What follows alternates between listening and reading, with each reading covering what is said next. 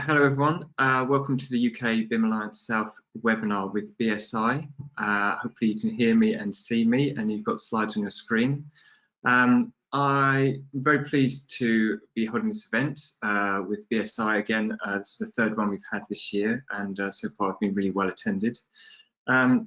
Just to introduce me, so I'm Alistair Lewis, the Head of Technology at Air Chamberlain Gaunt. We're a firm of architects based in Basingstoke and London, and I'm the chair of the UKBIMA South group. And alongside Keith and Femi, we have organised these events, and we'll talk a little bit about what we've got planned for next year a bit later on. Today, what we'll be doing is looking at ISO 19650 Part 3.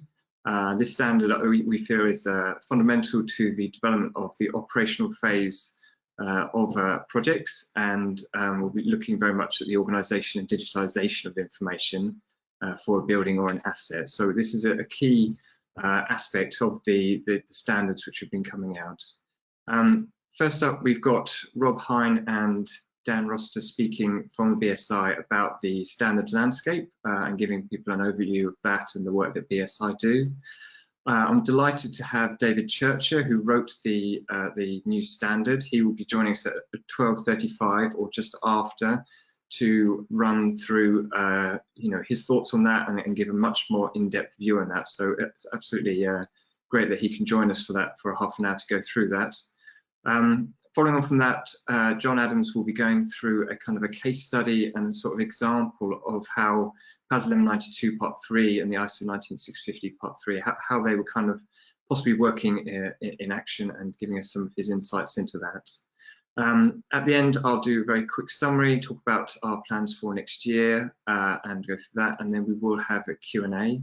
I just wanted to say that throughout this, if you can ask questions, please use the questions button, not the raise hand option, if that's possible, because that's best, and we'll probably do questions throughout this session as David's only available for a certain amount of time.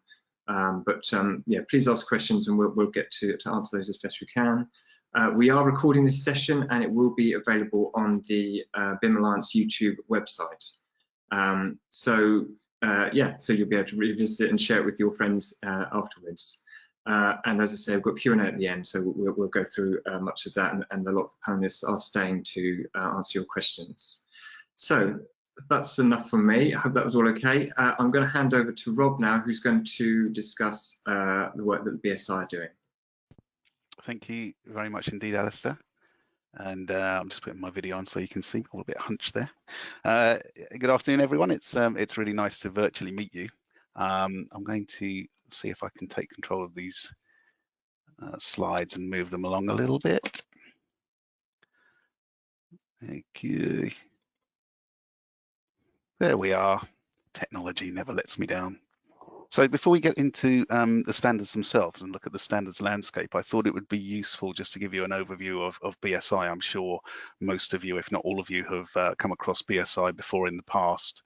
I think it's always useful to give a little bit of an overview about who we are and how we're structured. You can see from this very symptomatic diagram here that we have basically separated into effectively two streams within the BSI group. On the left-hand side, the blue side is the knowledge, what we call knowledge solutions, and within there sits the UK National Standards body. So I'm joined here today with my colleague Dan Rossiter, who's the sector lead for built environment, and he sits in that blue side of the organisation.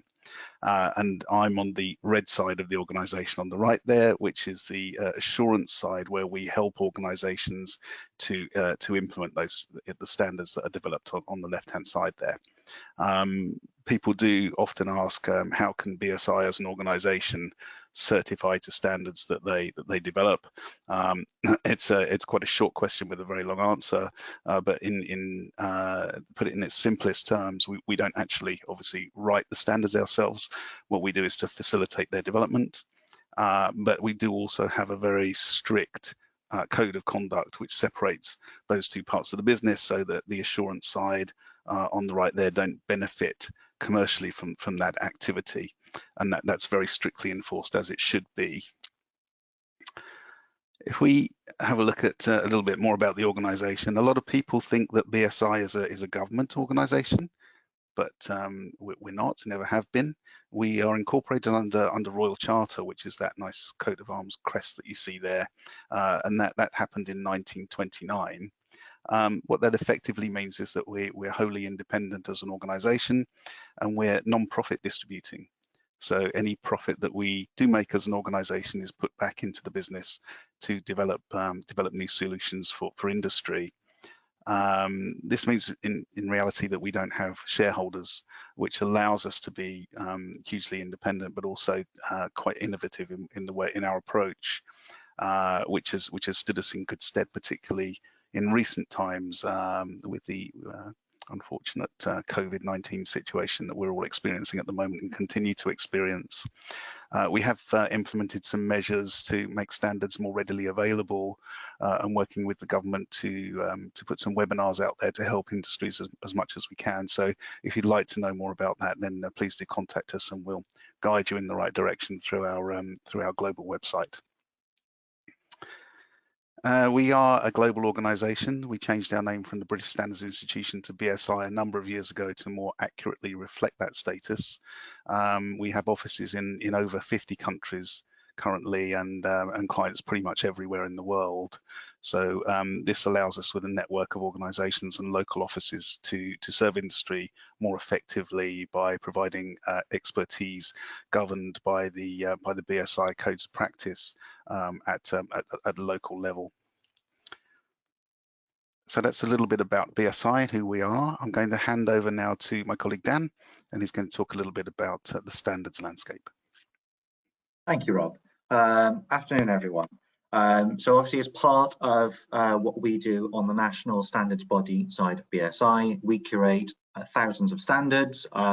We're on over 60,000 standards that we curate across lots of different sectors, the built environment being one of them. And a subset of that are the standards that we look after around BIM. Now, from that point of view, here in the UK, those standards form part of what's known as the UKBIMA Framework, where you can find a lot more details about the framework itself at ukbimframework.org. As part of that framework, there are a number of different elements, and the framework itself consists of BSI, the Centre for Digital Build Britain, and the UK BIM Alliance in a tripartite agreement to make sure that the right resources and elements are there to help support people in their journey to adopt BIM within the UK. I think if you click once for me, Rob, we should see some of the content. So, for example, on the website, there's guidance. The guidance itself has recently been restructured, so there's guidance on each of the parts. For example, obviously part 1 relates to 19650 part 1, part 2, 19650 part 2, etc. And there are also effectively themed guidances where you've got theme A, which deals with the information management function, theme B around open data, and other resources that support soft landings, and the published document that deals with the transition from the PAS documents over to the 19650 documentation. In addition to the guidance, there are useful resources, things like the information protocol to support the legal elements and the setting up of unambiguous contract clauses to do BIM. There are links out to Uniclass 2015, the UK's preferred national standard classification method, as well as things like CPNI material that supports good, trusted and secure information exchanges within the built environment. Now, to support these resources, and amongst them are the standards that we help produce and curate. So if we just go through there, you can see what is the current list of standards that we look after. 19650 Part 1 deals with the general concepts and principles, which hopefully everyone has already read, and if you haven't, it may be a wonderful Christmas gift you can put on your wish list this year. Part 2 deals with the capital and i.e. delivery phase of projects, and that one has around, I believe it's about 40 different activities that various different parties need to undertake to ensure the structured, secure and complete information exchanges on a project. Part 3 then deals with the operational phase, which David will go into in a lot more detail in the next presentation, so I will glance over that. We have BS 1192 Part 4, which is the code of practice that describes COBI and how COBI works in the UK. 19650 Part 5, which deals with security-minded processes that a client or a appointing organisation can establish to ensure safe and secure exchanges on projects. Part 6 that deals with health and safety, and then the 8536 documents that help to tie in some of the soft landings approaches and some governance around project milestones. Now, as you can see, this list, whenever I present it, changes. This year, we published 19650 Part 3 and 19650 Part 5, hence having an event like this, which introduces the standard itself. I can let you know that 19650 Part 4 is expected in 2022 and is currently being drafted at the moment, and lots of work is going into producing that with a number of UK experts sitting on the drafting panel as part of that process, and we are in the initial discussions of what is best to do around 1192 Part 6 and the 8536 series. So these things are constantly evolving to ensure that they meet good practice and capture the way that we intend for people to do this work in the UK, trying to work out the best way of formalising this good practice. Now, to do so, there's different processes that get used, but you can see what's happening here is that the standards are following the route that was initially set out in the infamous kind of BIM maturity wedge, where the idea was that we were establishing UK good practice first, which were then being elevated. Shown here is the hierarchy of standards. Down the bottom, the teal ones are private, corporate, individual stuff, and most of your organizations will have these sorts of things where you'll have your in-house way of doing things. There may be a specific code of conduct from your professional institutes, those sorts of things. Things have been built by a subset of professionals or organizations to then apply to a specific sector. The red bits are related to national standards, and the idea behind these are there is a defined governance process that requires consensus to be established before these things are properly published.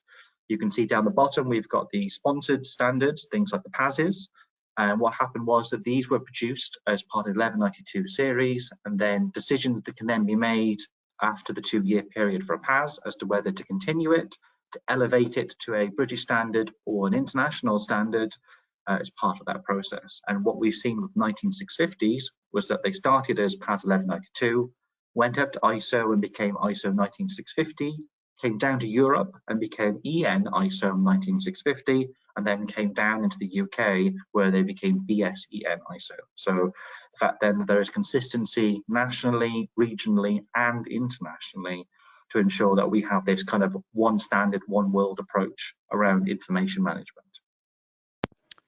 Dan, is it worth talking a little bit about the difference between a PAS and a BSI or EN or ISO standard? Yeah, sorry, Rob. Yeah, thank you for that. Yeah, so the subtlety is that British standards are standards in themselves, and one of the differences is how or the problems that they attempt to solve. So typically a British standard will describe an established good practice, and what will happen is that a request might go into the standards committee that says, we've got this thing, it already happens, we just need it formalized and bottomed out so that it can be recorded and consistency can be put against it. A famous example we typically use is that for track tram gauges, one of the very first standards we wrote, there were around 75 different tram gauges in the UK, and by writing one of the very first British standards, they dropped that down to about 7 different gauge widths. So it's using established stuff and trying to make them more consistent as we go. PASs were introduced as a way to quickly articulate more innovative approaches, and this idea being that actually there is a proposed way that we want things to happen in a certain way may not have been fully tested. They typically have case studies, other things behind them, but they aren't fully established within industry at the moment. And this diagram should have another section on it, which will probably get produced at some point as well, because we have a brand new type of standard, which is a flex, which is an agile and iterative standard that can exist while things are even changing as a response to this need of, in particularly the more IT digital sort of sectors, to have something that evolves as it goes. And the BSI documents around COVID and safety and workplace guidelines is an example of that, where as the science and the methodology changes, so too does the good practice documentation. So typically these deal with different questions to make sure that we provide the right solutions to industry. Now, what's important to stress is that while we curate over 60,000 standards, I'm not expecting everyone on this call to read all of those standards, maybe half of them. And I think in reality, what you need to think about first is what are the processes that you do in your organization, and what are the different standards that may benefit you and the way that you work. This isn't a perfect image I've shown here. This is something quick I've thrown together that gives an indication. But for example, if you're a manufacturer, there may be less of a reason for you to read 19650 Part 3 because of its focus on the operational phase. Whereas some manufacturers with design portions may actually find it relevant if they are providing content during refurbishments and repairs. But on the whole, their focus may be more on Part 1 with concepts and principles, things like the 8541 series, which deals with objects, and the newly released 23386, which is dealing with data dictionaries. And I think the idea is to think about who you are, the processes you follow, and then work out what are the standards that are needed to support your work. So even though that there is a list of standards and that list may grow in the future, it's important to understand that we're not expecting everyone to read everything. We want people to read the ones that are important and relevant for their work. So bear that in mind as the landscape keeps changing, is that it may not impact on you as much as you think. And as part of some of the work we do, some of you, if you're like me, may have an interest in what are the standards and which ones are in development, as well as what are some of those wider standards that fall out of the core set that get managed as part of the UK BIM Alliance's standards.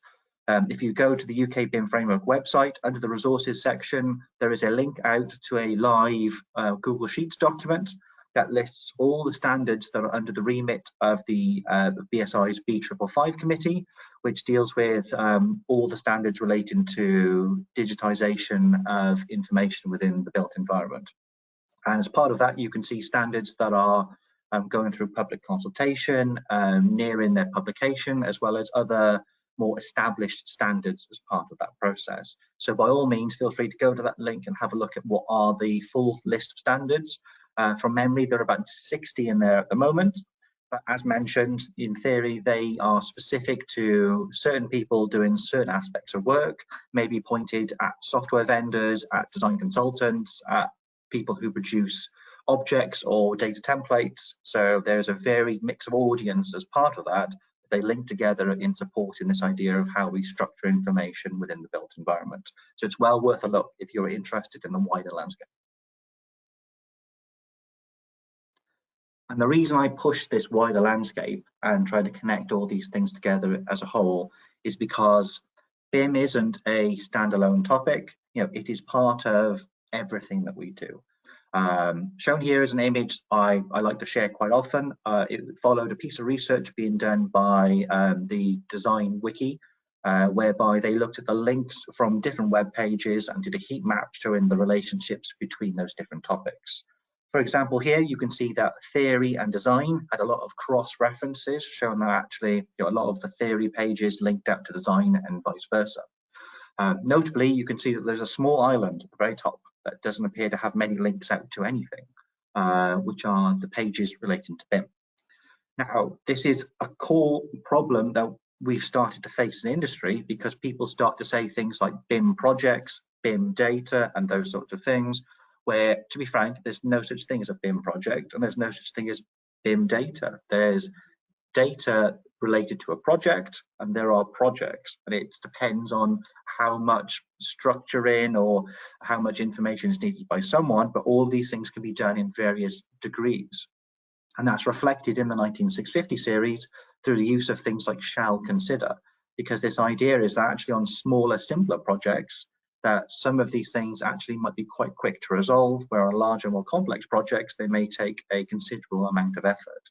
And I think as part of this, we need to make sure that BIM is more integral to this process as opposed to being seen as a specialist subject.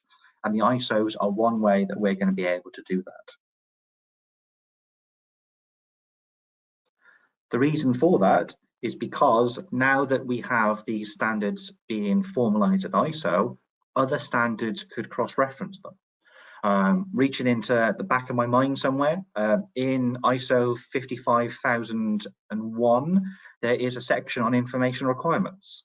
At that point, it doesn't talk about BIM whatsoever, because at the time that was written, we had the UK standards, but there was nothing internationally it could have cross-referenced. We're at the point now whereby when the ISO 55000 series gets revised, it could include things like asset information requirements and links to the 19650 series. Likewise, we have standards like the 10845 series on construction procurement, which could point to the things like the exchange information requirements and the BIM execution plan. There are standards on project management, risk management, quality management, and the fact that now that we have international standards will help allow these things to cross-reference each other, which will help bring BIM from this specialist subject into these core set of things that we do, and just another part of these management systems and processes we use to ensure that projects are done correctly and competently by professionals who are involved. I think that's my lot. One last bullet there. Yeah, that my sneaky bullet, yes, because of course, as mentioned, these things could always reference 19650, which hopefully is the goal, which helps show them how core these standards could be. Thanks, Rob. Thank you, Dan. So we'll have a quick look. That really was the BIM standards landscape, and we're going to have a little bit of a look now at the adoption landscape and see how these things are being picked up. We are aware that BIM is becoming largely adopted globally now. There's a few new pieces of legislation that are coming out around the globe which are helping that trend, but we're also seeing an uptake in areas where it's not legislated purely because of the recognised benefits of running a project and running an asset throughout its complete life cycle using BIM as your base process.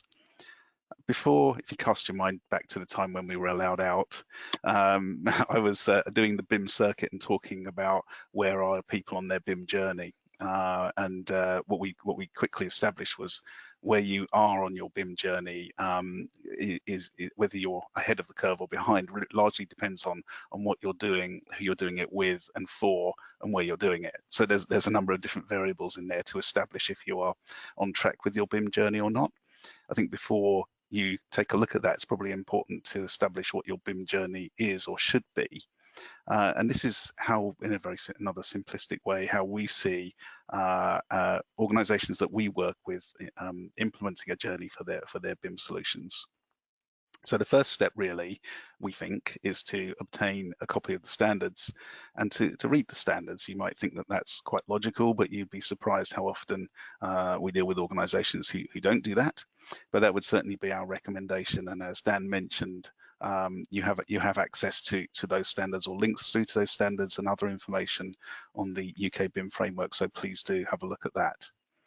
Once you've got hold of a copy of the standard and you've read it, you'll probably find that you might need some external assistance to put some clarity around that information and to see how it maps against your organization and your activities. So there's a number of different ways that you can do that. There are quite a few good consultants out there, some of whom we work with on a peripheral level as members of our associate consultants program.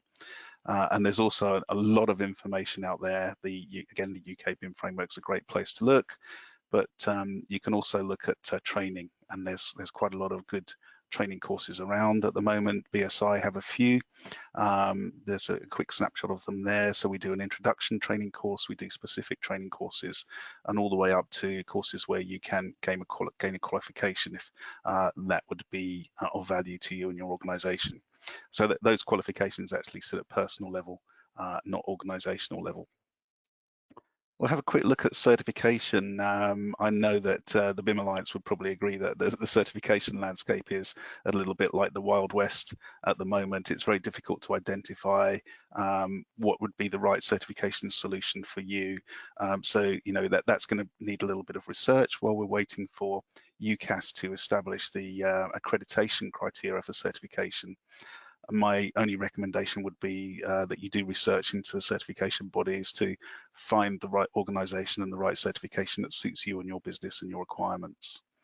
The reason that, you know, a lot of people say to me, why would you go through that process, you know, and all that implies to gain a certification? And there's a number of different drivers for that, but primarily it's to make sure that you're implementing the standards as efficiently and effectively as possible by gaining experts from a third-party organization to come and review those in audit process. And then secondly, the certification is an easy way to demonstrate to other stakeholders and people in your supply chain that you have done that and you're implementing those standards correctly and efficiently. So that's primarily it. There are a number of different reasons over and above that, but all I would really say is if you're interested in certification, of course, BSI do provide kite mark certification to pretty much all of the standards that Dan was talking about earlier. Just come and talk to us and we'll talk you through the process and the value and see if it's something that suits you or not. These are some of the certification schemes we run at present, and you can see sitting in the middle there is the asset management kite mark certification scheme against the Part 3 standard, not the Part 5.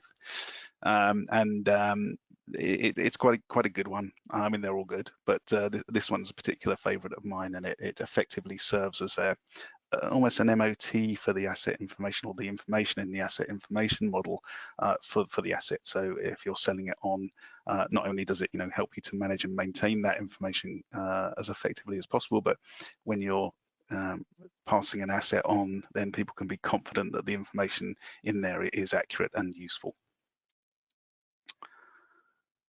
So we ran a focus group, I think it was back at the end of 2018 or early 2019, to find out from industry some of the challenges that they were having with BIM. I don't think you'll be overly surprised by some of the information that we received in there. There's 7 major categories there, and I won't go through these in detail, even though I do need to buy a little bit of time for David. Primarily it's this: it's the confidence in data, it's having that level of trust, it's knowledge within non-tier 1 BIM teams. We see the tier 1s have been very active in BIM and the uptake of that process from very early on. But there are other organizations within their supply chain and also above at client level. So clients don't necessarily understand what BIM is and what they should be asking for. A lack of weight of BIM in the procurement process, and there's a disconnect between people within organizations at procurement level and then all people above them who are sort of BIM specialists. So they're not always asking for the right information.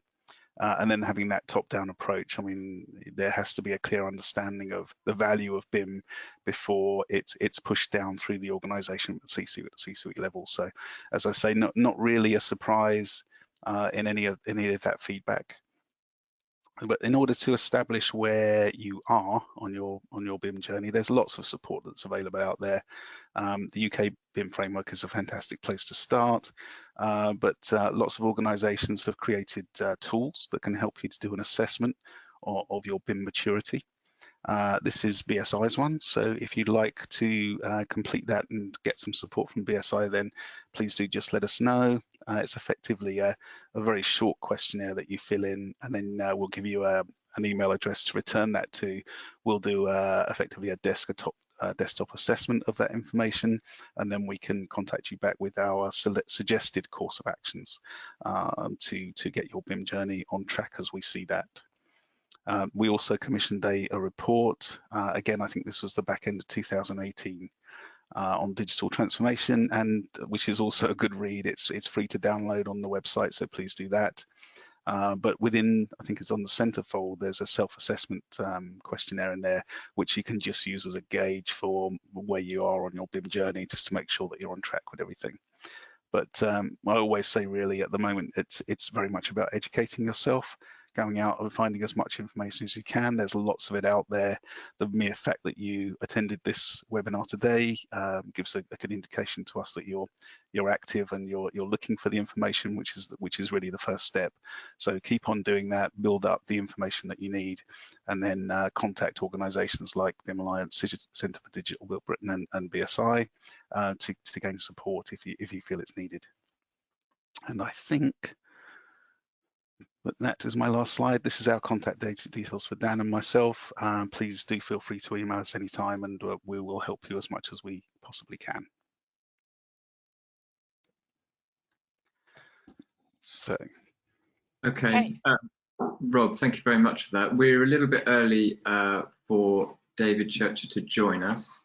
I'm not sure if we've got any questions at all that we can ask in the meantime.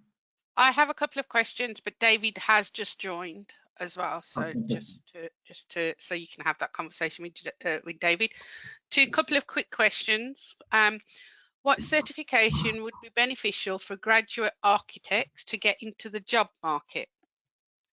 Not sure which one of you want to take that one on, Rob or Dan, but we do definitely not for me. Yeah, that's a really good question. I mean, I would just basically say to contact BSI, and we can talk you through. I don't want to take up a lot of time talking about the solutions that we provide. We do have a lot of training courses, which, as I say, do lead on to qualification, which they may find beneficial. But I mean, there's lots of training courses out there. So I'm sure if you did some Googling, you'd find some good ones. But certainly, if you'd like to talk to us about our training suite, be more than happy to talk through that.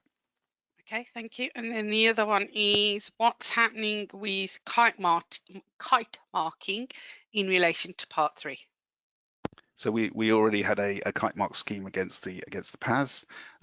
So the production of and the publication of the ISO 19650 version of the standard really just puts a bit more impetus. I think we were finding a lot of people were holding off on kite mark certification because they were waiting for that publication. But in reality, the transition of certification from an older version standard to a newer standard is very simple. Effectively, all we do is we at the next audit visit after publication, we do a dual assessment. So we audit against the withdrawn standard and also the new standard, and we give a gap analysis against the new standard. So on the second audit visit after that, we'll be auditing directly against the new standard, and it's a seamless transfer. But we do have the kite mark certification scheme up and ready. So again, if anybody needs more information on that, please do come and talk to us. One final question. We've had somebody ask, I assume they're based in the US of A, but have you had much involvement in the US of A? From a certification perspective or standards? I would say from an element of both. Let's do a quick one for both if you have a quick answer for both. So we're active in the US. We have certified certainly at least one organization, which is Willow, and you can have a look on the website. You find some, there's a case study up on that one where we certified them to part 2 a while ago, and we're getting quite a lot of uptake. We're working with organizations like Infor to gain sort of recognition and understanding of kite mark certification, the benefits it brings. So I'd say it's early days, but we are seeing an uncharacteristic amount of interest in kite mark certification around the BIM schemes. Okay. I'll just quickly add then, from a standards point of view, there are organizations in the US like ANSI and NIST who do a lot on the standardization side, and there are standards that we have that have been adopted by those organizations and stuff as well. The relationship with ISO is an interesting one that needs its own webinar, I think, to talk through the details of. But there are interesting quirks and relationships, and I guess one of the more relevant ones will be that there's a lot of US involvement in Building Smart International, who then curate a lot of the content around things like the IFC standard, the IDM standards, and others as well. So I think there's a relationship through some of the key stakeholders as well as more formally from standards bodies. Thanks, Dan. Back to you, Alistair. Lovely, thanks very much. Okay, so I am delighted to introduce David Churcher, who will be speaking next for you. He's doing this during his lunch hour, I think, so many thanks for doing this. David, if you would like to start and just tell me when you'd like me to change the slides, I will do that for you. You may be on mute at the moment. I was, yes, thank you. Hello, everybody. Thanks, Alistair, for that. If you could move to the next slide, please. And hopefully that is just a header to say I'm just going to be giving you a brief introduction to the new 19650 Part 3 standard and some of the key changes that have happened from the PAS standard. So not much I can say in the time available, but again, like with most things, if you have more questions than can be answered right here and now, then I'm sure you'll be able to get in touch with me through the Alliance, and happy to answer anything like that. Yes, everything has changed, but everything has stayed the same. It looks, ISO 19650 Part 3 is a very different document to PAS Part 3. It's written to an ISO template rather than a PAS template, but inside the document there is an awful lot of change in the way things are written and in the way things are expressed. But actually, when you drill down and you look at the intentions of the two standards, then actually they are entirely aligned, and just it is the same stuff being said in a different way. So thank you. Can we move on to the next slide? And maybe hopefully to give you some reassurance if you are a user of PAS Part 3 at the moment, or have been in the past, then some of the key messages from the PAS are going to be familiar, and you'll find these in the ISO just as much as they were in the PAS. So trigger events are the things that we talk about as the core unit that drives information production, whatever those trigger events are. We'll say a bit more about that in a minute or two. Asset owners and operators prepare their information requirements in the same way that they always have been asked to do. And the ISO is just as neutral as regards contractual and commercial relationships as the PAS was. So whether the information providers are in-house or whether they are externally appointed contractors, doesn't matter. The ISO applies in exactly the same way, and just as the PAS applied in the same way. Fourthly, there we've got the CDE, so that is at the heart of the information process as far as 19650 is concerned, and a common data environment for for asset information is required and used just as much as it was in the PAS. And finally, the information model itself is still going to be potentially a complicated, dispersed beast that is spread over a number of existing data systems and data structures within the asset owner, as well as potentially some new enterprise systems as well. So all of that stuff is the same as it was in the PAS. So if we could move on to the next slide, please. But there are some things that have changed. So for the rest of my time this afternoon, then I just want to talk you through a few of the key areas where there are changes. Terminology, the process, in the way that process is written, the scope of the ISO in terms of the supply chain is different, and finally the use of exchange information requirements. So can we go to the next slide, please, and just think about what we've of course brought ISO Part 3 into line with the other parts of ISO 19650. So the terminology that it uses is as defined in Part 1, and it's sort of used to be a similar sort of phrasing as we've come to see in ISO 19650 Part 2. So for example, we're using appointing and appointed parties instead of asset owner operator or information provider or supplier. We're using appointment instead of contract, or any other sort of way of conveying a legal agreement. It's still written as a specification, so it's still using a lot of the shall word in the clauses in ISO 19650 Part 3, but just like Part 2 had the sort of shall consider structure to allow sort of scaling up or scaling down of the requirements to reflect the complexity of the asset of the project, then ISO Part 3 does the same thing. So you have this flexibility to an extent in using the ISO in particular situations. We've focused around the word information rather than the words information and data. So we talk about information containers and we talk about information models, all exactly in the same way as we did with ISO 19650 Part 2. And in terms of the team, then we talk about task teams at that very lowest level.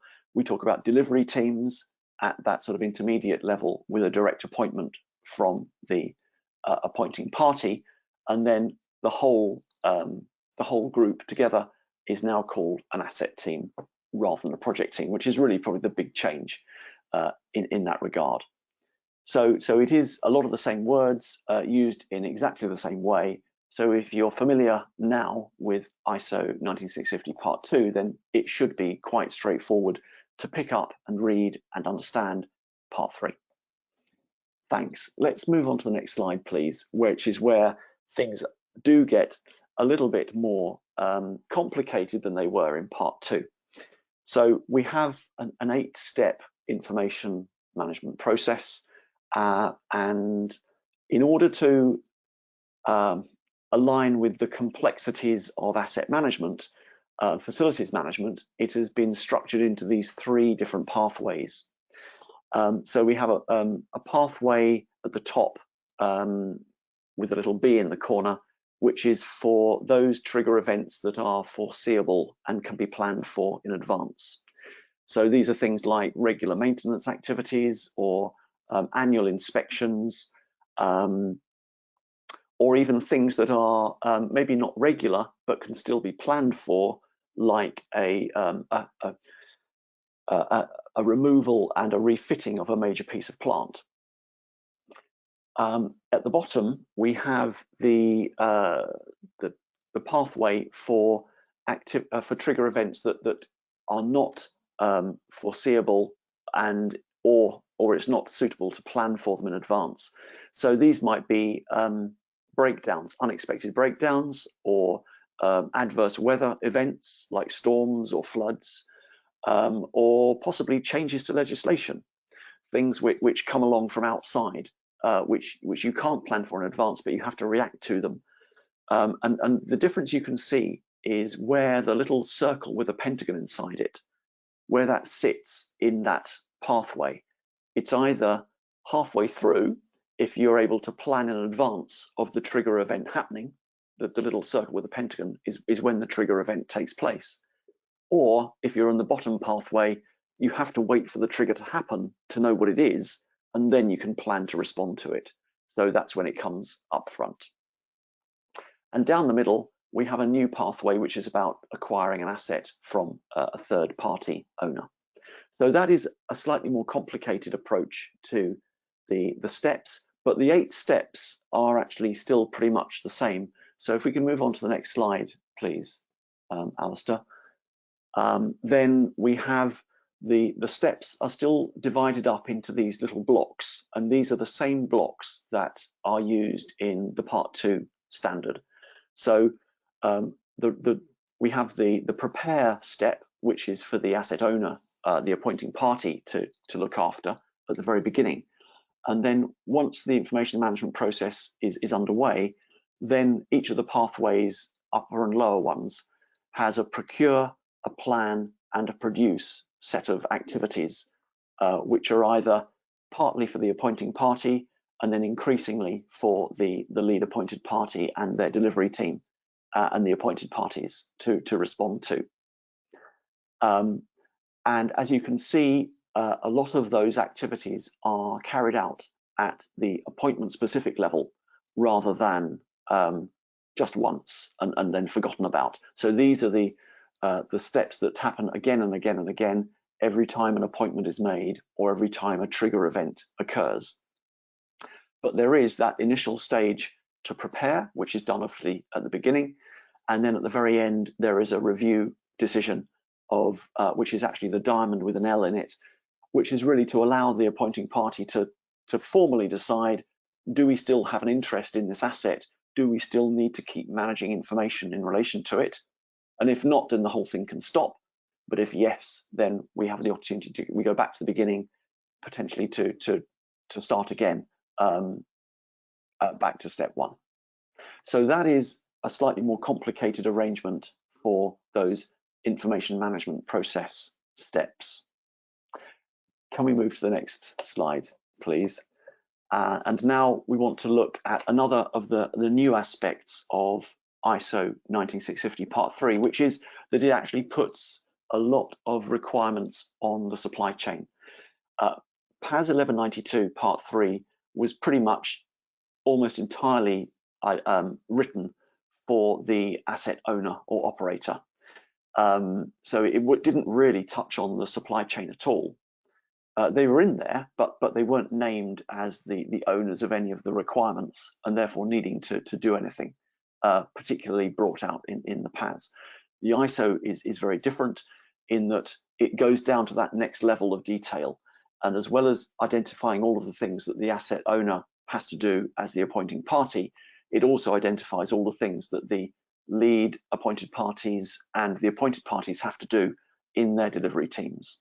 So hence the diagram of the sort of team structure is the same as was used in ISO Part 2, and the key is pretty much the same. So the lead appointed party has to go through a set of activities as that are spelt out in the ISO. So to respond to the tender invitation, to complete the appointment documentation and plan their information delivery, to mobilize their delivery team, and then during the production and checking stages to review that information model. The individual appointed parties need to assess their capability and capacity, so just like they do in the project environment, as part of the invitation to tender response. And then once they are in the planning stage for information delivery, they have to produce their task information delivery plans. So again, exactly the same as you would see in the project environment. And then once that has all been done, then in the information production and checking stages, then they are responsible for producing information and then for checking it before it is shared through the common data environment. And once it is in the common data environment, the delivery team as a whole is responsible for reviewing the information model, and as part of that, then the lead appointed party will decide whether the information model is suitable to be submitted to the appointing party for final review and hopefully acceptance. So all of those sort of follow-on activities are now built into the ISO, which they weren't in the PAS. Thank you. Can we have the next slide? And almost at the end now, but I did just want to say a few words about, again, another change from the PAS Part 3, where, if you remember, we had the asset information requirements as the sort of contractual specification of information that was the handover of that specification between the asset owner and the various appointees that they are bringing onto their team. In the ISO, we have adopted the same idea as in Part 2. So we have an EIR that is that contractual specification of information, It's related to the particular appointment that's being made, and that of course is in response to a particular trigger event that is being responded to. So it's now more detailed than just at the asset level. The asset information requirements are still there, but they are at the asset level, and probably not detailed enough to be used for that appointment specific agreement. And then behind both the asset information requirements, but also the project information requirements at project level, then we have the strategic organizational information requirements that are kind of directed at the business that the organization is operating. So if they are a public service provider, then it's about how they deliver that, or if they are a manufacturer, then it's how they run their manufacturing facilities, but using, of course, assets along the way to help them do that. So we now have EIR with brackets ISO 19650-3 in the text as this appointment-specific set of information requirements that are handed over from the appointing party to the lead appointed party for the delivery team, and then extended if necessary as they're handed on down to the various appointed parties in the delivery team. So that is also a difference from PAS Part 3. And finally, if we can move to the next slide, please, just to reiterate, as I think maybe Dan has already done, or Dan and Rob, that we do have guidance already existing for this new ISO. Some of it is published by BSI. So on the right, there's a transition guide giving you some details of moving from the PAS to the ISO. And on the left-hand side, we have the BIM Framework document, which at the moment is giving the very top-level guidance in relation to Part 3, because it has just been published. But of course, more guidance is on its way, and hopefully will be with you in the early part of 2021.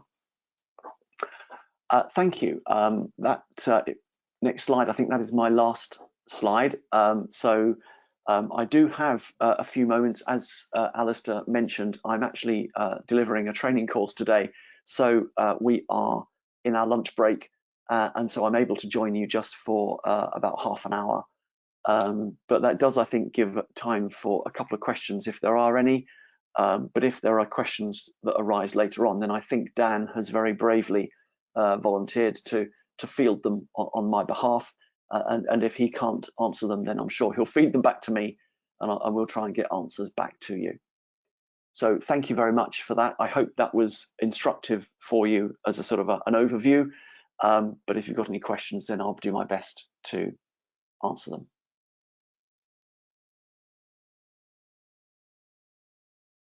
Thanks, David. We don't actually have any questions that have come through right now. But I think that's because oh no, I've had one come through literally as I spoke. So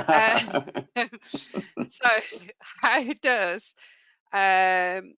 the soft landings, link to ISO 19650 Part 3? Okay. Well, I suppose officially, in terms of the ISO document, then they're not in as being named as soft landings, but soft landings is still part of the UK BIM framework. So it still exists as this handover process between the project stage and the operational stage of an asset. There is no national annex in Part 3, ISO 9650 Part 3, so we haven't done anything to tailor it specifically to our own requirements, and we might well have done that if we hadn't already got the existing standards BS 8536 Parts 1 and 2, which cover soft landings from a UK BIM framework point of view. So clearly the idea of soft landings, of getting that graduated handover, is still important. But strictly speaking, I suppose in terms of the ISO, There is no formal recognition of it, but countries can decide to implement that as they wish, and we do here in the UK through that 8536 standard.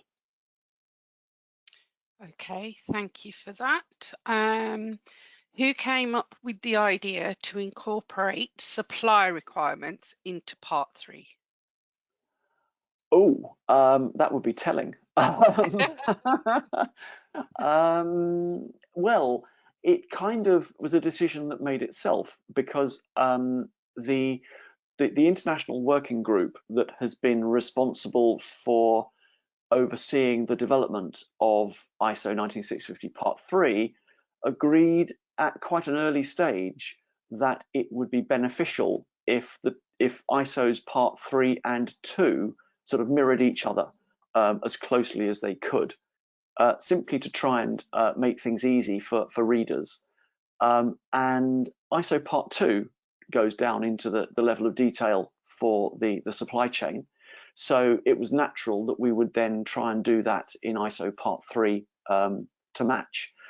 But what we have done, because ISO Part 2 does go into quite a lot of the supplier requirements in quite some degree of detail, is that in the Part 3 clauses, we have slimmed down some of those very detailed requirements. Because we acknowledge that in an asset or facilities management scenario, you could be dealing with some very small contracts and appointments, which are very simple, very straightforward, and don't need a hugely complex sort of framework around them. So we wanted to make sure that people didn't sort of overcomplicate matters if they didn't need to. So you'll see in the words of parts of ISO Part 3 that some of those sort of shall consider lists that are there in Part 2 have been simplified or rowed back a bit to hopefully make it a bit easier to apply. Okay, I've had a couple more come in. Now, there's a couple asking around soft landings again. To those people who are asking about soft landings, I will just direct you, and I have directed you via the chat button, to the UK BIM Framework website, where there is guidance around the government soft landings as well. So please do take a read of that when you get a chance. Is there a... Go on, sorry. I was going to say I've probably got time for one more question, if that's okay. I'm just looking at the clock, but I want to give as much feedback as we can to people who are attending. Okay, I don't know if you can answer this one, but is there a guide for manufacturers so they can be compliant to ISO 19650 Part 3 from a track and trace of their products as assets in an FM scenario? Ouch. I'm not sure I can answer that question. There is no guidance yet that is specifically for manufacturers in an ISO Part 3 context. There is guidance around, well, actually, no, it's not produced yet, is it? I was going to say there's guidance around COBI, but there is going to be guidance around COBI in the BIM Framework guidance suite, but that I don't think has been published yet. But that is kind of where I would imagine guidance for manufacturers would be picked up, because it's essentially about producing data that would match the COBI requirements and then be handed over for ongoing facilities management. So I think that's probably as much as I'm able to say on that. But if there's a particular element of guidance that you think needs to be filled around that question, Pam, could you give people the guidance feedback email address, please, in the chat box? And then if anyone has a question around guidance for Part 3, then if I could ask them to use that email address, then we will pick it up along with everything else, and then we can tackle it as we go on to produce guidance in the future. So apologies if that seems like a bit of a cop-out, but I think as far as the question goes, that's really as far as we've got so far. Okay, thank you, David. Alistair, hand back to you. Yeah, thanks very much. So David, really appreciate your time and for you to fit us into your busy schedule. That was really helpful. So I will leave you to go, but I'm sure that there may be some questions that follow, but Dan will do his best to answer those things. So thanks very much. Okay, lovely. Thank you, and thank you, everybody. Pleasure to be here, and I hope you found that helpful. I'll pick up anything else that's needed after the event if it comes my way. So thanks very much, and have the rest of a good session. Thank you very much. Okay, so now I am going to pass over to John, who's going to do sort of a run through of his understanding of the standard. I think we are switching over to him to present, so I'll let that go forward. Hello everybody, can you see my screen? Yeah. Brilliant, okay. So I'm going to be talking about a case study today, and well, that was the intention. I was going to talk about one case study. But before we get into it, who am I and why do we keep allowing software people into these events? I'm not just a software person. My role at Glider is head of product, and part of that role is to make sure that we align what we develop with the industry. So product management is usually somebody with an industry background. I'm an architect by trade, spent about 10 years in designing buildings, and worked with a number of people on both sides of the contract line. So I've been a client, I've worked with contractors, I've been a designer. So I'm very much involved in the whole construction process. And now I design software. If you do want to know more about Glider Tech as a company or Glider BIM as a product, there's a QR code on the screen now, and you can have a look at our new website. But today is certainly not about a sales pitch. It's about ISO 19650 Part 3 and a case study. I wanted to bring on one of our customers to talk about ISO 19650 Part 3 and how they're adopting it and how it's making changes for them. But most people I spoke to said it's a bit too fresh for us. We haven't made any massive adjustments yet. We're starting to look at this area or that area or another area. So I couldn't get anybody to come on and give a really good overview of how they're doing it. So I've tried to pivot a little bit and come up with a presentation today for how to do case studies for a very fresh, shiny standard. So I've kind of grouped this into three buckets of client type. So the government departments that we work with, we work mainly with them as what was known as an AIM CDE, so an Asset Information Model CDE, which, as David mentioned, should be the center of a client's world for accepting and validating information from projects and then using that in operation. Universities, we have a similar role with universities, but we also help them out on projects. So in terms of information management, as well as probably a little bit more consultancy with our universities because they like to really get into the depth of things. And the private sector, they have a very different view on things as they always do. So I'm going to start with government clients. So we work with a number of government departments, and their challenge has always been that they have a very big estate with huge amounts of shared people with stakeholder involvement who want to know things, and that has made it very difficult for them to really communicate their information requirements to the market in a way. So they have spent a lot of time since ISO 19650 Part 3 came out, and even before, looking at information delivery planning. I think ISO 19650 Part 3 has really helped them with some of their processes, because I think it's a very clear document and people are starting to really get a grasp of what these processes should look like. And that's a combination of the standard being very clear and historical projects that have been termed BIM projects that haven't gone fantastically well, so there's some lessons learned to be had. So this is the shape of the problem that they're trying to solve by focusing in on this information delivery planning aspect of the standard. they have projects, and their projects take a long time to come into effect and into life, because they're quite hard to get government sector projects off the ground. They're spending public sector money. They can't just do it because they decide they want to. And then they have to build a team. So they go out and they build their team, and they have to do it in a fair and transparent way, which again takes some time. So lots being invested into this project already before we've even got off the ground. And as soon as they start getting anywhere, we start getting questions, whether that is from Parliament, whether that's internal organisational information requirements, whether it's internal KPIs. Government projects start encountering a lot of questions before they're ready to answer them around new assets and projects. So there's this constant requirement for answering questions throughout the project. And then you onboard your team, and new teams can be quite demanding. They want to do a good job. They want to understand the information requirements. They want to deliver what the client wants.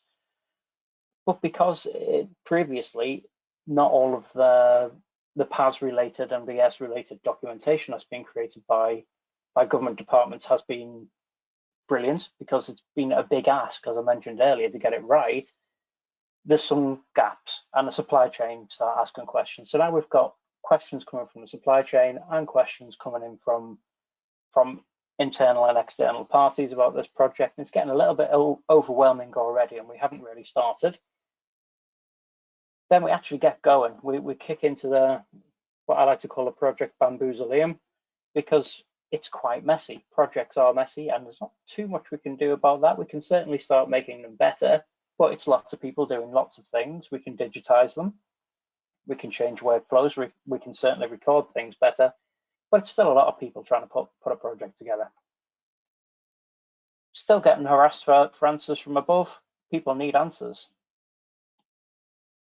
And then we start seeing project documentations coming through. The documentation is a response to the requirements that weren't quite perfect. So even though it's not perfect, we have no recourse to go back to the supply chain and say that wasn't perfect, do it again, because the ask wasn't that clear. So they did their best. They delivered what they thought they were asked for, and they tried. So these documents possibly didn't answer that question that they're being asked by Parliament or internally. So as government departments, they have to start going looking for information, have to go detective, looking through old asset records, looking through project documentation themselves, trying to find some answers. And those answers aren't always the best, but it's best endeavors. They've tried to get some answers together. And then what happens with those answers? They disappear into the secret answer tomb. You never really know whether you got the answer right or wrong, because it's off on a new life. That answer has either answered a freedom of information request, and whether it pops up in the press or not, you won't know until it does. It's a little bit woolly, this whole process of asking for information, getting it back, and then using it. So the idea behind information delivery planning is to form the questions beforehand. So understand what questions you need to answer. So organizational information requirements, and then tell the supply chain what they are and what deliverables you expect to answer those questions. So this is the link between the exchange information requirements that David mentioned and the organizational information requirements that big public sector organizations like government departments need to get really, really tight on.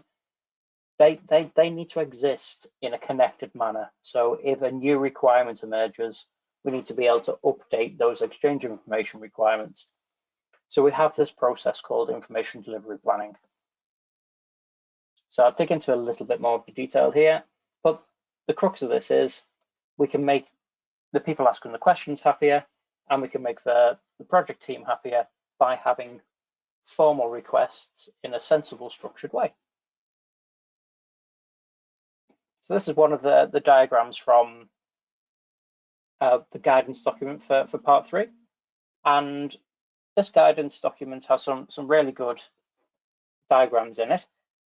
And it shows here that mainly the client involvement, as was mentioned by the speakers before me, starts at the start.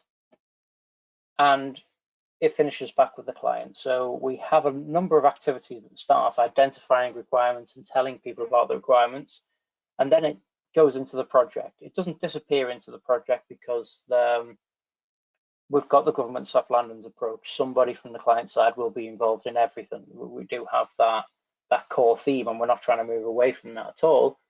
But this diagram tells us if you don't specify it right at the start, you're probably not going to be able to accept it properly at the end, and you're going to be back in the scenario where you're hunting in that digital skip for information that you didn't manage to procure properly. So this is what the government are trying to do in various departments. They are trying to build this information requirement skeleton. The shape of the data, the quantity of the data, the responsibility, and when do we want it. And then we pass that as a clear specification of these are the things we want, and these are the questions we're trying to answer with these things. So this is something that we're doing better with that time to reflect on ISO 19650 Part 3. I think we're seriously improving our employees' information requirements based on the new standard, because some of the EIRs out there, when it was the old employees' information requirement, they strayed a little bit. They got quite heavy. They became specifications in how to use your own software. All sorts of stuff went in there because they were trying to be helpful. And the guidance in ISO around information requirements as an exchange information requirement is a lot more transactional. Tell us what you want, we'll deliver it. And now that we've got that cleaner methodology for asking for information requirements, asking for information deliverables, we can start tagging them up for reuse. Government departments constantly develop and constantly maintain. So if they've they've performed a really good information delivery plan, that's part of exchange information requirements, but connected really tightly to those OIRs, they can reuse those questions. So they're trying to build a reusable list of requests and requirements, and we can tag those up so we can find them again later. So maintenance tasks, what kind of information do we need for maintenance tasks? It's going to have an SFG20 type in a lot of government departments. We're talking about stage 7 activities, type of contract. It could be a minor works contract, and it could be certain departments that are doing this. So capital projects structure things in a different way. What we need to do is get that request right so the project team can go and do this. They can create these information delivery plans on their side, master information delivery plan and task team information delivery plan, which feed into that master information delivery plan. And if you don't ask this question in detail, if you don't communicate your requirements well, and this is something government departments have found on projects, you don't communicate well, this doesn't happen. The task information delivery plans aren't created. They are not merged into a master. There is something on the shared drive called a master information delivery plan, but it's certainly not reflective of all the work that's going on and all of the things that are going to be delivered. It just gets a little bit tick boxed because there was no other option. There wasn't a well-formed request, so there wasn't a well-formed response. So to get to the point where we're planning well, we need to request well. And one of the things that government departments are trying to work out now, in terms of information delivery planning, who filters it down for projects, who keeps it up to date and issues different versions for different projects, and who actually needs to see it. So there's a lot of work going on in this specific area that's addressed by ISO 19650 Part 3. How do we, as clients, request information from the supply chain, whether that's graphical, non-graphical, alphanumeric documents? There's a whole lot of different types of information we can ask for, but we're trying to put that core structure around it to say, this is what we're asking for, this is why we're asking for it, this is the shape of information we need, this is who we expect to supply it to us, and when we expect to see it. So we're getting quite professional in terms of requirements in the government departments now. Universities see things differently. We have 143 universities in the UK, and they're all over the place. Quite a lot of universities, and they do have a lot of buildings on a lot of estates. And a number of them went early in BIM. As soon as they got the PASs, they went, okay, let's do some BIM projects. I don't know, not everyone wants to call them BIM projects, but at the time they were called BIM projects because they were seen as a project with this new thing bolted on the side. We were going to deliver some BIM. So what we had was these EIRs that started to emerge with some consultancy, with some help, with some project lessons learned built in, and they got really quite big, really quite heavy. And there were some good reasons for that, very much so. It's not a criticism, but in the early days, the estates teams were either not ready or deemed not ready to talk about data and what that definition of data meant, because generally they had an uphill battle against the information they already had and the processes that they were already trying to manage.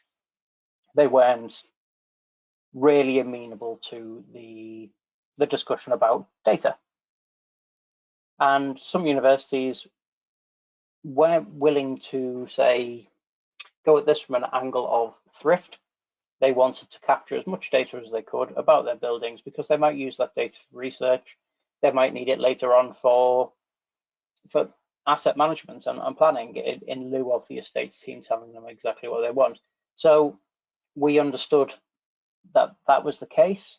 It was quite a big ask on the supply chain, but the universities being academic institutions, they didn't want to see data, good data, go to waste, and kind of a fear of missing out thing in there. So we really have an opportunity for some lessons learned, and I think the universities are going on this, certainly when I've spoken to them, they're going on this journey to be more concise and clear with their documentation, really focusing on that level of information need. So only ask for information that actually adds value, rather than that big book of, can we have all the data, please? And there's been a number of occasions that we've worked with universities where they're working with their suppliers to update this documentation. They're not trying to create the perfect BIM suite of documents and then present it to the market. They are acknowledging, after a number of years of BIM projects, and projects including BIM, that the supply chain have a lot of knowledge here. So we're getting some collaborative buy-in within the frameworks. One thing that really has changed the world for universities is a realization around the COVID-19 response. Quality data has been acknowledged now as a commodity. Lots of people talk about data as the new oil and so on. A lot of people dismiss that because it didn't seem to have as much value as people were saying. But when it came to a real challenging time where they had to react to close down a university, don't let it break in the meantime, and then open it back up again, there were some real challenges there. And they found that data that had been structured well was much easier to find. Data that had been allowed to decay caused some real trouble.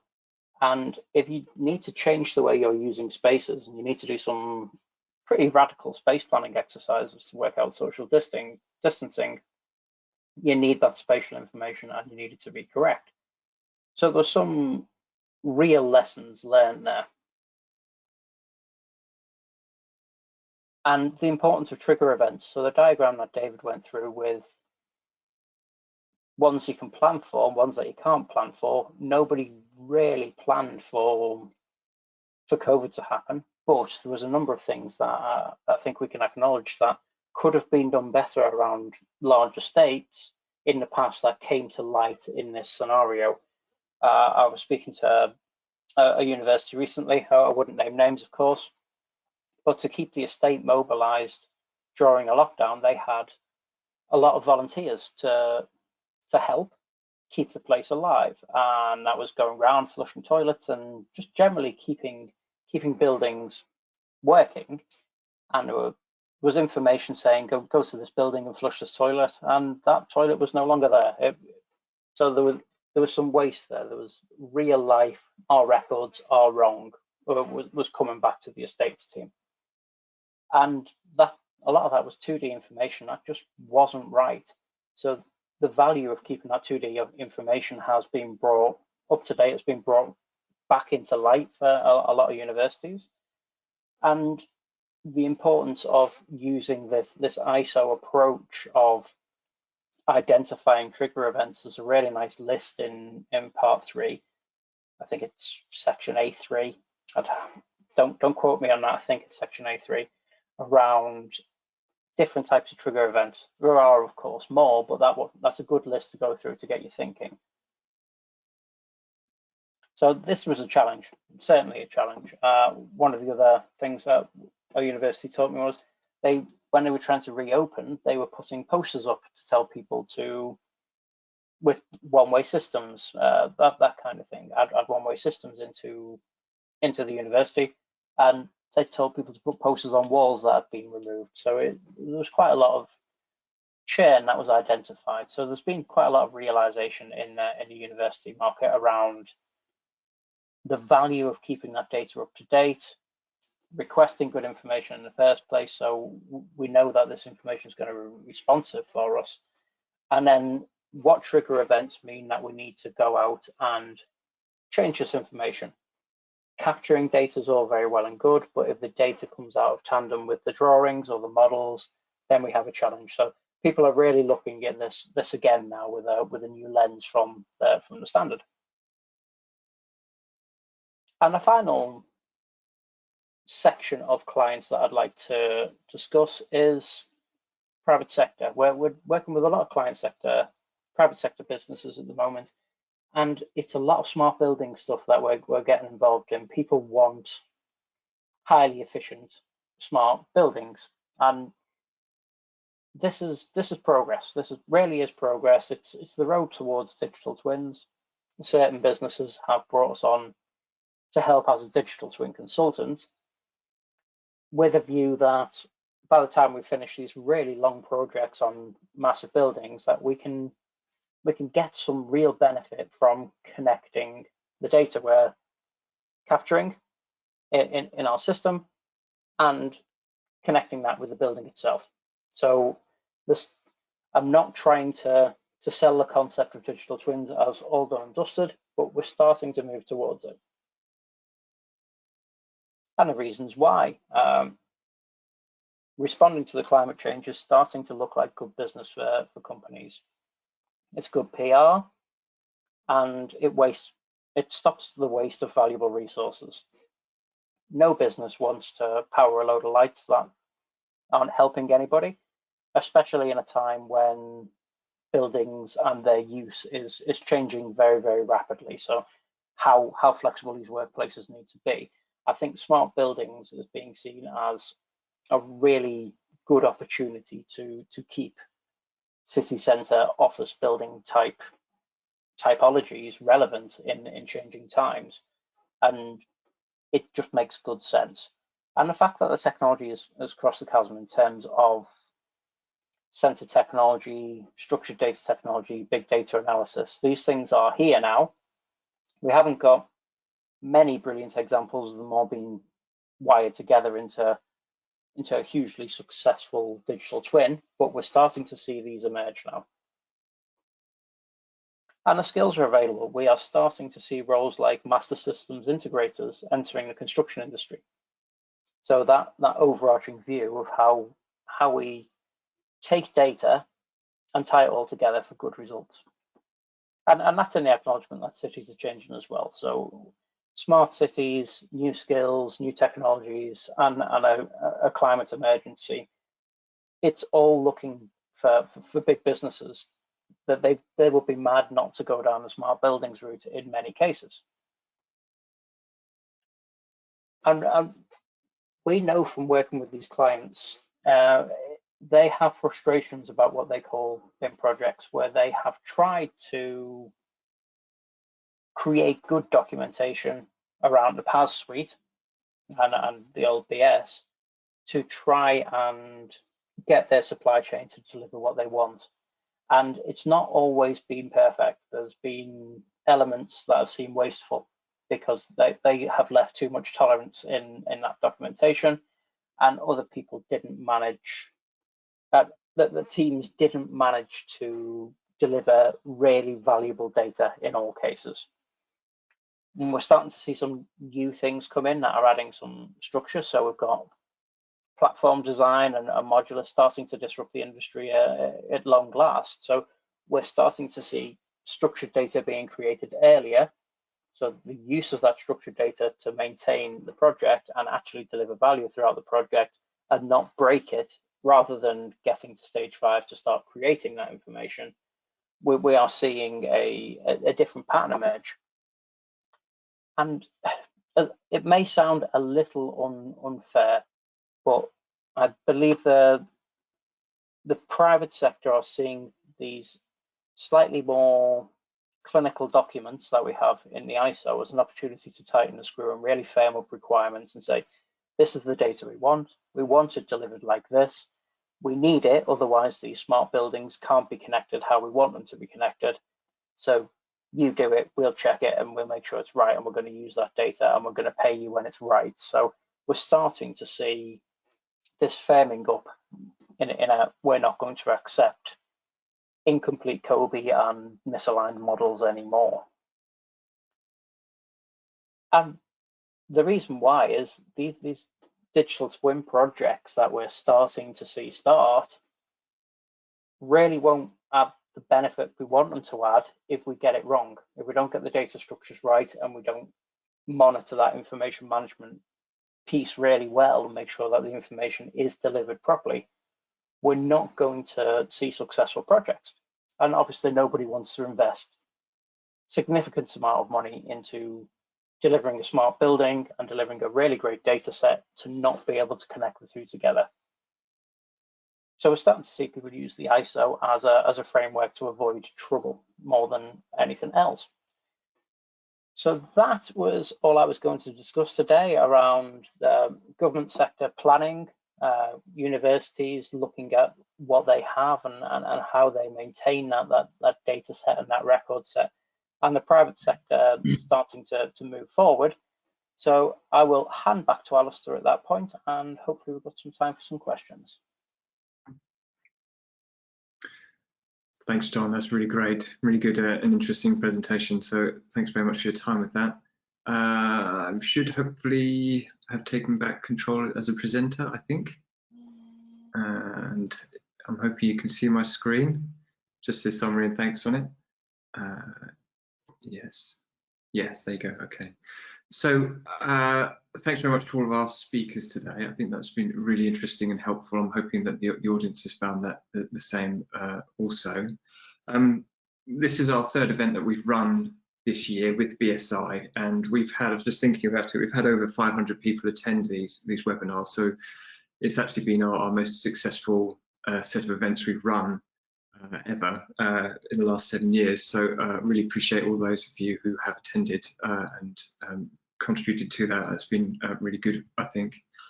In terms of what we've got planned, we've decided upon a 3 events per year format. I think that gives us the greatest flexibility and ability to plan really good events, and we're going to plan that for next year. Myself, Keith and Femi will discuss this later in the year, but if anyone would like to provide a topic that they'd like covered, or if they would like to get in touch to present some work that they're working on that they feel would be valuable to this local region, then we'd be very happy to support that. You've got the email address to contact us, so please get in touch with me via that email, and I'll get back to you, and we can talk about these ideas. But I think next year there will be a more coordinated set of events through the UKBIMA Alliance as well. So that is planned to give a bit more variety, I think.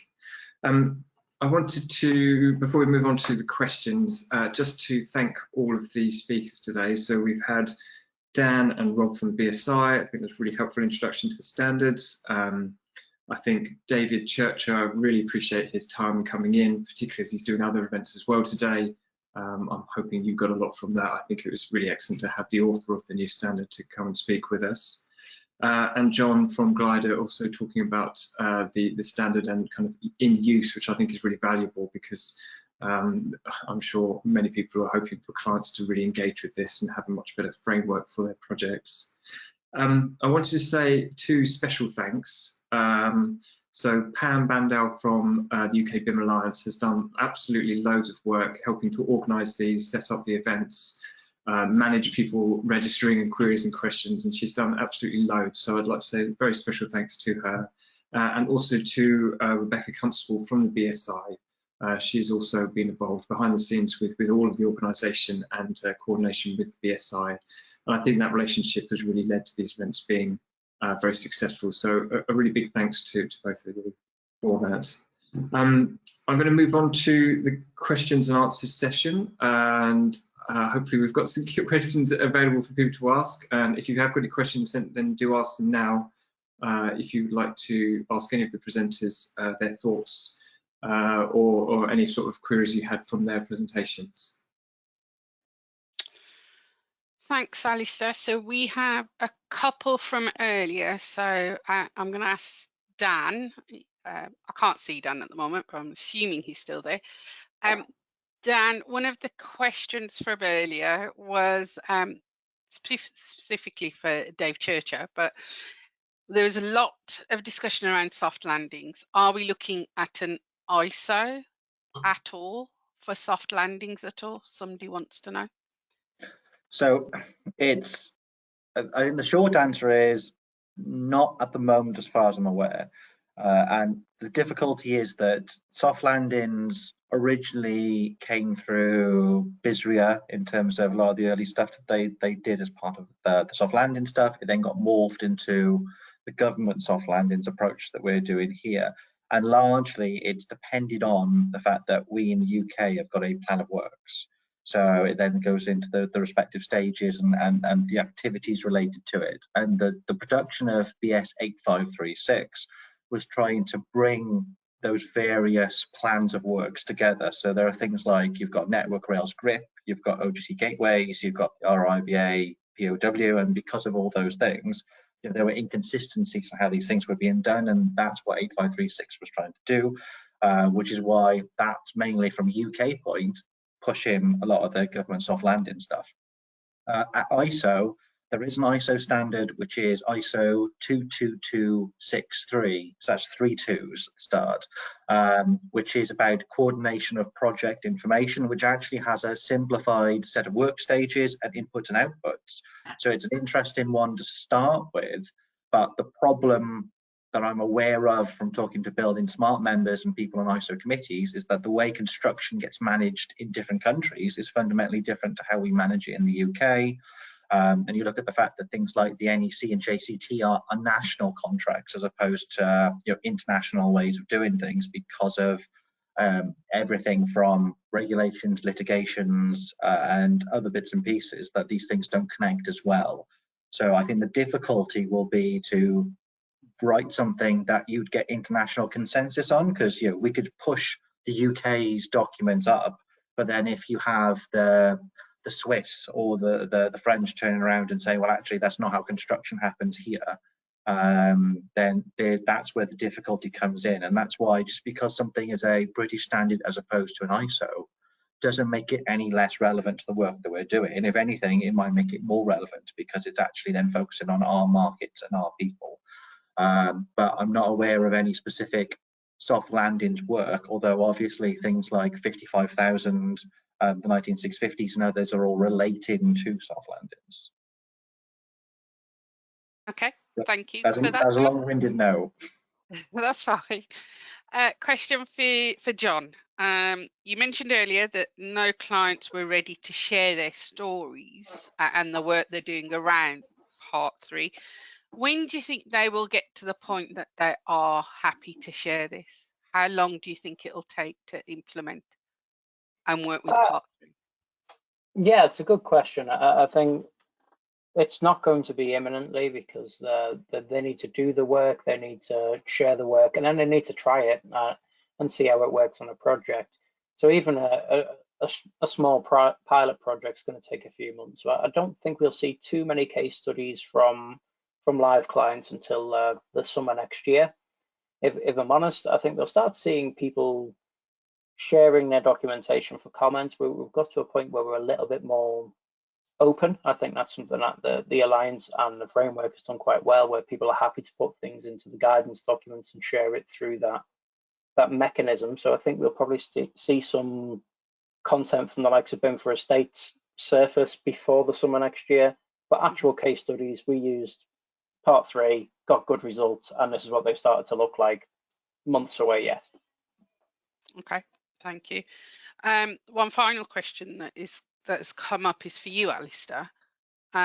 With all the events that are being organised, are you planning to do anything for people who are new to the world of BIM at all? Well, that's a really good question. It's something we've always struggled with, is actually making sure that what we are presenting caters for the wide levels of experience in the audience we have. So yeah, that's a really good point, and that could be something we do next year if that's useful. I do know there's, I teach at the University of Portsmouth, and there's a lot of them there who want that level sometimes, but also equally there's other people who are constantly coming into understanding more about this.